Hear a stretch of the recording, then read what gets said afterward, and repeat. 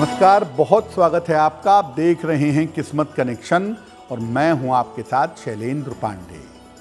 देखिए, दुनिया का कोई भी धर्म हो, मत हो, संप्रदाय हो, सबके अलग अलग कर्मकांड होते हैं, सबके अलग अलग तरीके होते हैं, लेकिन एक बात सब में समान है, वो है प्रार्थना। प्रार्थना पर सबका विश्वास है, सबका भरोसा है और प्रार्थना से बहुत बार जीवन में चमत्कार घटित होते हैं। क्या होती है प्रार्थना और प्रार्थना करने के सही तरीके क्या हैं, इस विषय पर आज बात करेंगे। सबसे पहले ये जानते हैं कि प्रार्थना होती क्या है और प्रार्थना किस प्रकार से काम करती है। देखिए, जिसके प्रति आपकी श्रद्धा है वो ईश्वर और उससे अपने मन और हृदय की बात कहना प्रार्थना है। प्रार्थना के माध्यम से व्यक्ति अपनी इच्छा की पूर्ति का प्रयास करता है या दूसरों की इच्छा पूर्ति का प्रयास करता है। तंत्र के द्वारा, मंत्र के द्वारा, ध्यान के द्वारा और जप के द्वारा भी प्रार्थना ही की जाती है। प्रार्थना बहुत सूक्ष्म स्तर पर बहुत बारीक तरीके से काम करती है और प्रकृति को और आपके मन को, दोनों को बदलती है समस्याओं के हिसाब से। कभी कभी बहुत सारे लोगों द्वारा की गई प्रार्थना बहुत जल्दी परिणाम पैदा करती है। तमाम धर्मों में एक साथ मिल करके जो प्रेयर की जाती है, जो प्रार्थना की जाती है, उसका कारण ये है कि वो बहुत तेजी से प्रकृति में बदलाव पैदा कर देता है। ऐसी दशा में प्रकृति में तेजी से परिवर्तन होने शुरू होते हैं और प्रकृति में बहुत बड़े बड़े बदलाव हो जाते हैं। बहुत सारे लोग अक्सर ऐसा कहते हैं कि मैं लगातार प्रार्थना कर रहा हूं, निरंतर प्रार्थना कर रहा हूं, लेकिन मेरी प्रार्थना स्वीकार नहीं हो रही है। मेरे बात कहने से भी कोई फर्क नहीं पड़ रहा है, मैं लगातार कोशिश कर रहा हूं। कब ऐसा होता है कि आपकी प्रार्थना स्वीकार नहीं होती? देखिए, व्यवसाय की प्रार्थना और लेन देन की प्रार्थना असफल होती है।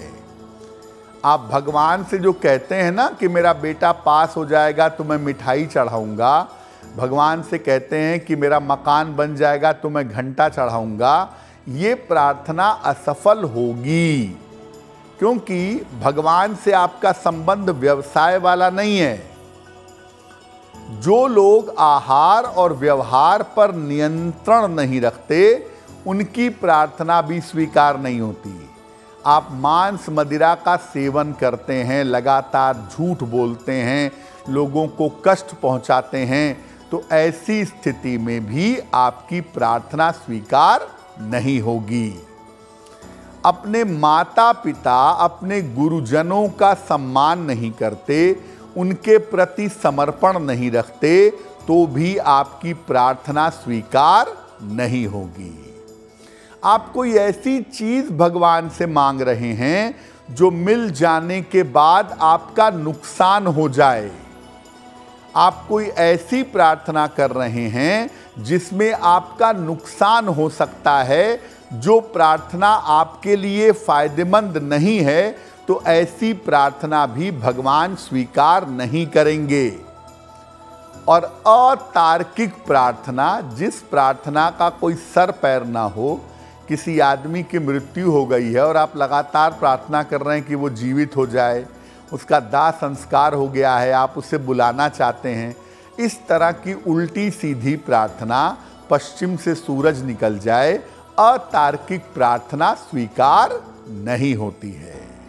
देखिए, वैसे तो वास्तविकता ये है कि प्रार्थना का कोई नियम नहीं होता, लेकिन फिर भी हम आपको एक तरीका बताने का प्रयास कर रहे हैं जिस तरीके से आपकी प्रार्थना ज़्यादा प्रभावशाली हो सकती है। प्रार्थना के नियम क्या हैं? सही तरीके से अगर आप प्रार्थना करें, जो सही बात हो, रीजनेबल बात हो, तो आपके जीवन में चमत्कारी बदलाव हो सकते हैं। प्रार्थना सरल और साफ तरीके से की जानी चाहिए। प्रार्थना उसी तरीके से होनी चाहिए जैसे आप अपनी बात आसानी से अपनी माँ से या अपने पिता से कहते हैं। शांत वातावरण में जब मन बिल्कुल शांत हो, खास तौर से मध्य रात्रि में लगभग 11 से 1 के बीच में अगर आप प्रार्थना करें तो प्रार्थना जल्दी स्वीकार होती है। प्रार्थना एकांत में करिए। ईश्वर का और आपका संबंध बहुत पर्सनल है, इसीलिए प्रार्थना एकांत में करिए और निश्चित समय पर करिए तो ज़्यादा अच्छा होगा। आप कभी भी ऐसी प्रार्थना मत करिए कि दूसरे को नुकसान हो, दूसरे के जीवन में कोई प्रॉब्लम आ जाए। ऐसी प्रार्थना कभी मत करिए। और अतार्किक प्रार्थना जिसका कोई सर पैर ना हो, ऐसी प्रार्थना भी मत करिए। अगर किसी दूसरे के लिए प्रार्थना करनी है तो पहले आंख बंद करके उस व्यक्ति का ध्यान करिए, चिंतन करिए। जब उस व्यक्ति का चेहरा मन में ठीक तरीके से बन जाए, तब आप अपने प्रार्थना की शुरुआत करिए। आपको निश्चित रूप से लाभ होगा। अगर आप मुझसे जुड़ करके अपनी समस्याओं का समाधान चाहते हैं और चाहते हैं कि आपकी समस्याओं को ज्योतिष के माध्यम से सुलझाया जाए, तो आप हमसे संपर्क कर सकते हैं, जुड़ सकते हैं एस्ट्रो तक पर।